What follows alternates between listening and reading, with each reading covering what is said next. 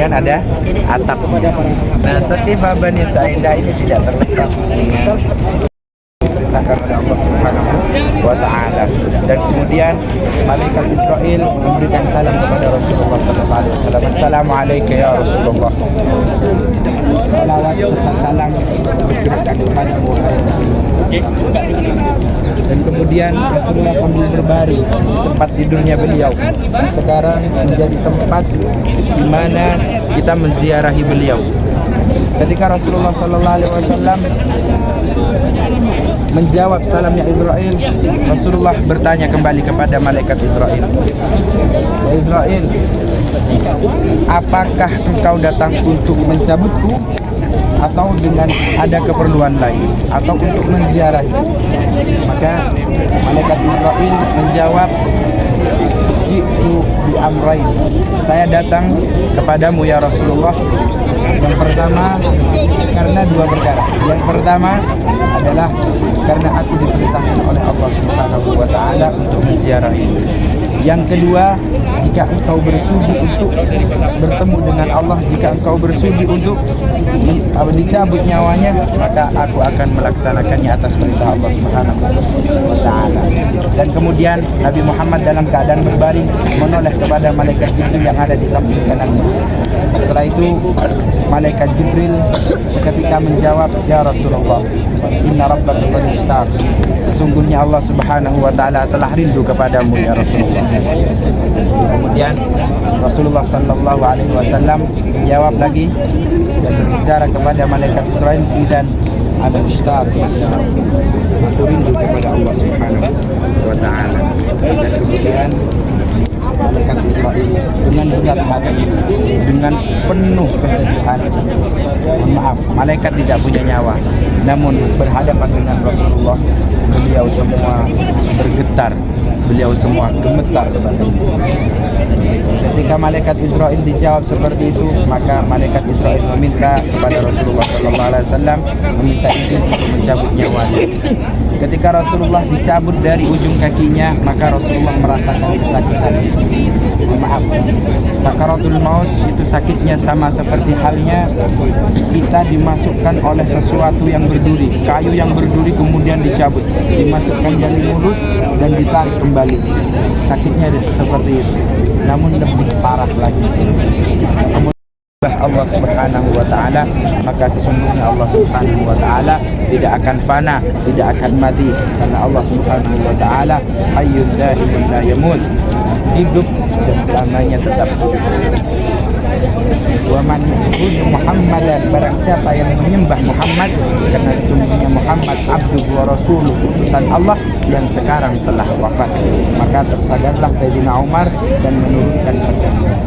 Ketika Rasulullah sallallahu alaihi wasallam wafat, rakyat Madinah kebingungan. Kebiasaannya orang Arab ketika tidak dipimpin, ketika tidak ada pemimpin, maka orang Arab tersebut akan bertengkar.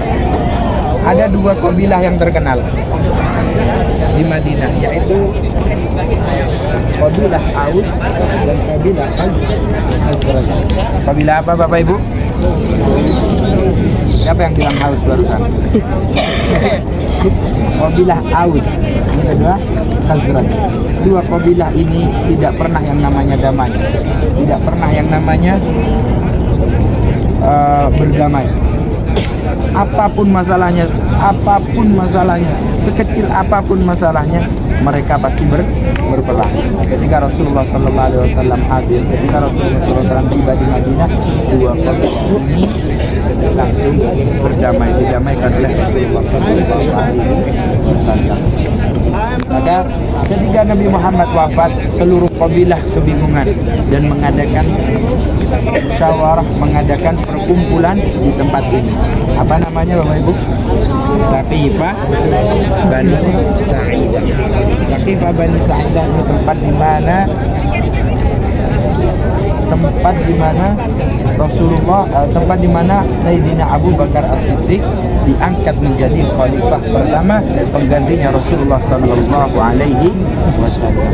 Maka ketika rakyat Madinah, sahabat Ansar mengadakan kumpulan, mengadakan musyawarah, didengarlah oleh Abu Bakar dan Umar yang sedang berada di rumah Rasulullah. Kemudian beliau berdua berangkat ke tempat ini, mendatangi tempat ini, ikut dalam permusyawarahan. Setelah itu yang satunya, yang Bani Khazraj, Bani Aus, harusnya penggantinya Rasulullah itu penduduk asli Madinah. Yang satunya bilang harusnya penduduk yang menggantikan Rasulullah adalah orang yang ikut berhijrah dengan Rasulullah sallallahu alaihi wasallam. Maka setelah itu Abu Bakar dan Umar datang. Seluruh sahabat setuju dibaiat, bahwasanya setuju dengan pembaiatan Abu Bakar As-Siddiq. Kenapa kok seperti itu? Ketika itu Sayyidina Umar ditunjuk. Umar saja yang menjadi penggantinya Rasulullah karena beliau adalah sahabat yang paling berani. Akhirnya ketika Sayyidina Umar ditunjuk oleh sahabat Ansar dan Al-Muhajirin, maka sahabat Umar bin Al-Khattab berkata, "Kaifa akunu amiran wa fihi Abu Bakar As-Siddiq?" Bagaimana saya bisa menjadi pengganti Rasulullah? Bagaimana saya berani menggantikan posisi Rasulullah sallallahu alaihi wasallam sedangkan di dalamnya saya pimpin adalah Abu Bakar As-Siddiq. Jadi beliau menjaga adab kepada Abu Bakar As-Siddiq. Maka singkat cerita, dibaiatlah semua rakyat Madinah untuk menyetujui pengangkatan Sayyidina Abu Bakar As-Siddiq menjadi khalifah pertama, menjadi penggantinya Rasulullah sallallahu alaihi wasallam.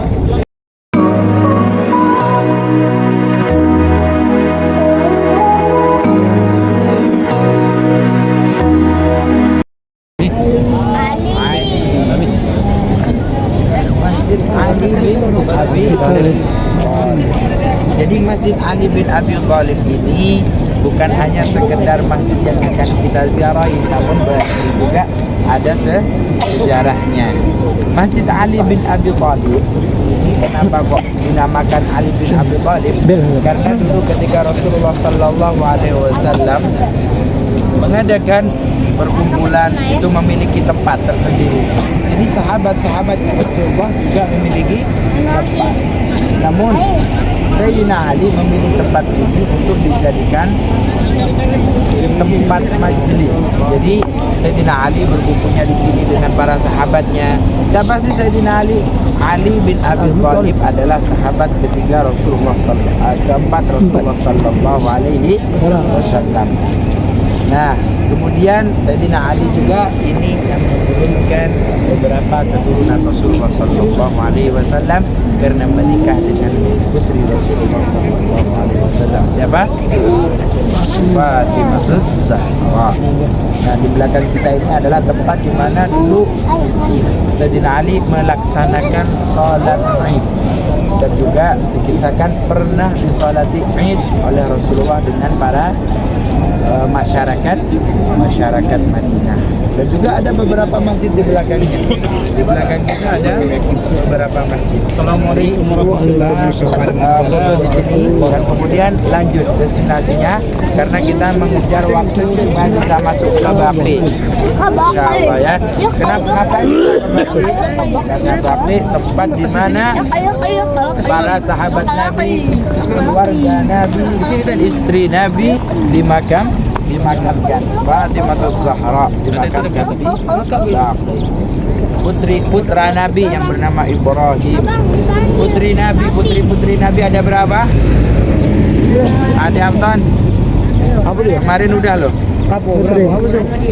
Putri Nabi. Nah, putri ada 7. Putrinya berapa? 4 putri Nabi dimakamkan di Baqi. Jadi kuntu nahaitukum an ziyaratil kubur. Dulu saya pernah melarang ziarah kubur.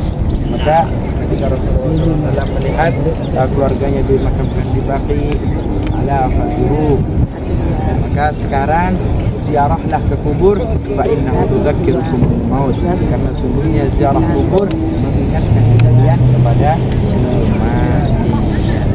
Juga cuma jangan berlebihan dalam berziarah. ketika kita melihat yang laki-laki sudah salam semua kepada Rasulullah, fa innahum hayyun wa nahnu la yaraw. Mereka itu hidup namun kita tidak melihat. Ya. Rasulullah ketika kita salam di depan Rasulullah, Rasulullah melihat kita, Rasulullah mendengar kita. Ketika kita salam sebagai mereka melihat kita, mereka mendengar salam kita. Bahkan mereka lebih penglihatannya lebih tajam daripada kita. Jika kita mungkin terbatas oleh dinding gaib, jadi kita yang tidak mampu melewati.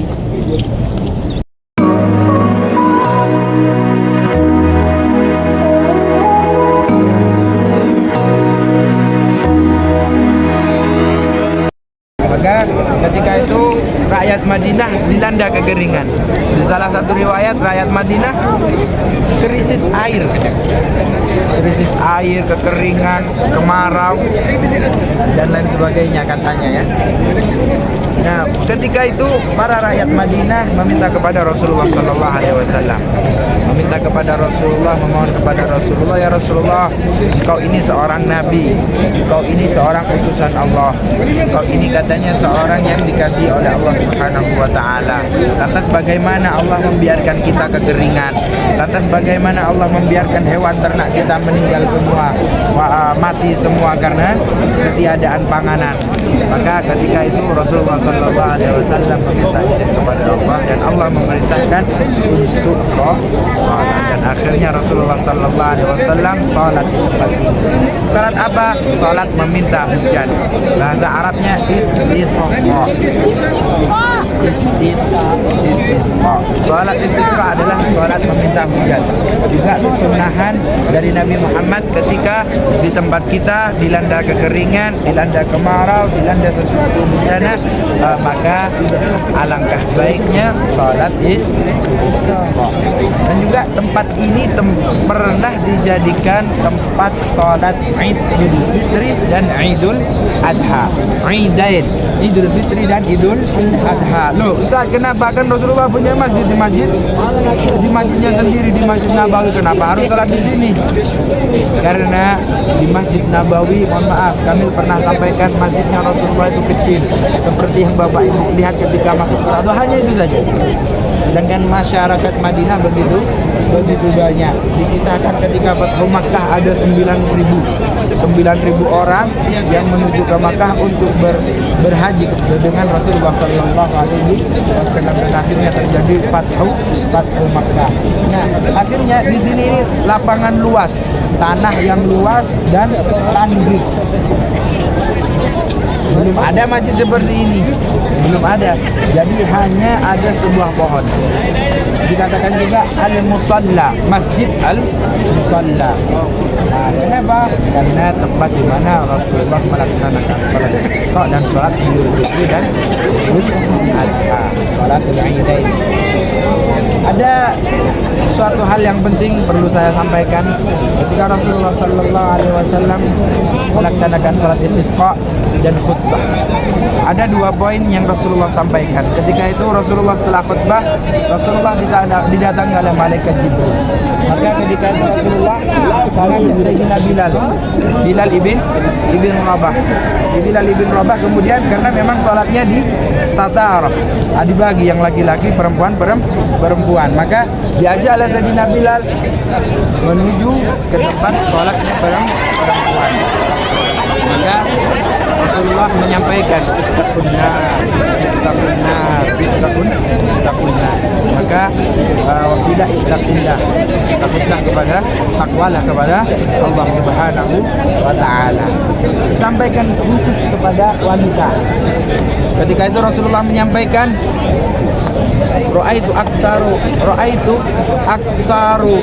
aktarun nasi fil nari bisa. Saya melihat paling banyaknya penduduk neraka adalah perempuan. Maaf, bukan kami yang berkata, bukan kami yang mengucap, tapi Rasulullah Shallallahu Alaihi Wasallam. Kemudian Rasulullah menyampaikan ada dua sebab kenapa kok wanita ini paling banyak menduduki neraka. Yang pertama, maaf, boleh kami sampaikan? Yang pertama, aktaruhum la'ani, paling banyak melaknat. Gak enak sedikit langsung mencaci maki dan marah. Bukan ibu-ibu, kalau ibu-ibu solehah semua, alhamdulillah. Yang kedua, paling banyak kufur nikmat, melupakan nikmat, melupakan kebaikan orang lain, kebaikan suami, kebaikan anak, kebaikan dilupakan gara-gara satu masalah.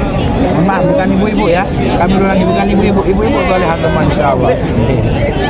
Karena dua sebab ini, akhirnya Rasulullah Sallallahu Alaihi Wasallam ketika melihat neraka, paling banyak yang penduduk neraka adalah perempuan. Maka Rasulullah menganjurkan menjauhi neraka dengan cara dua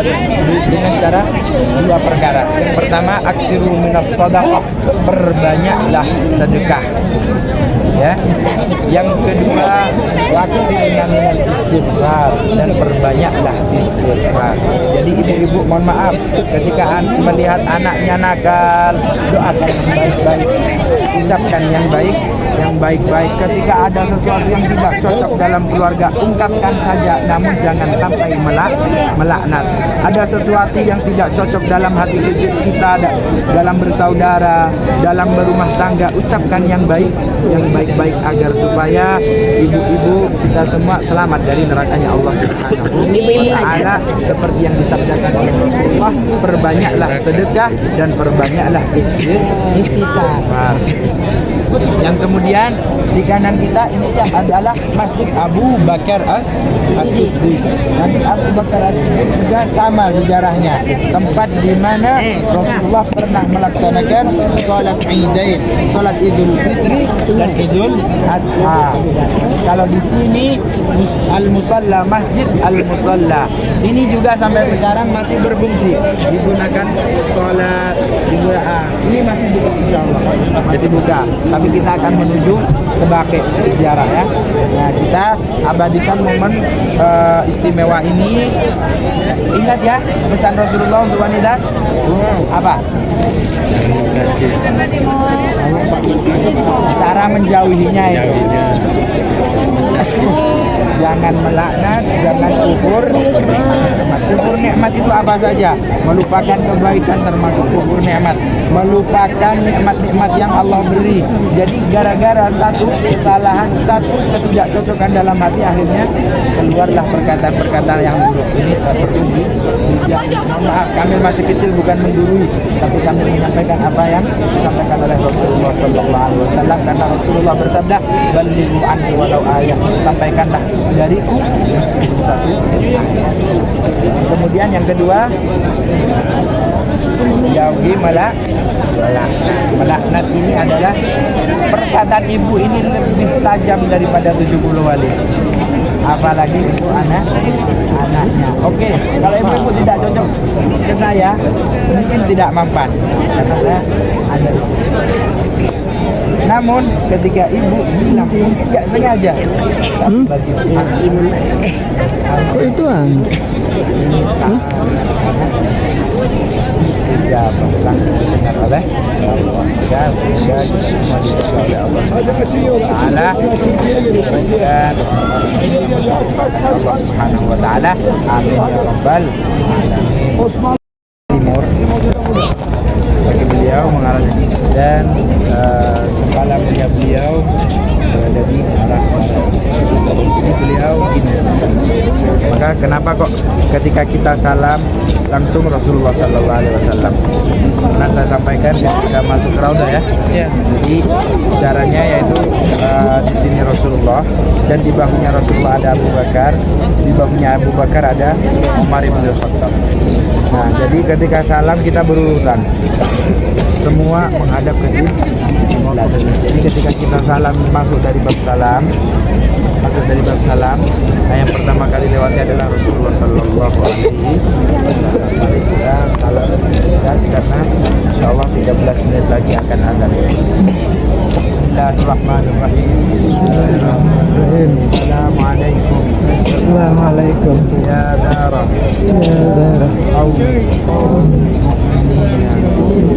Wa inna insyaallah Assalamualaikum. Assalamualaikum. Ya Rasulullah. Assalamualaikum. Assalamualaikum.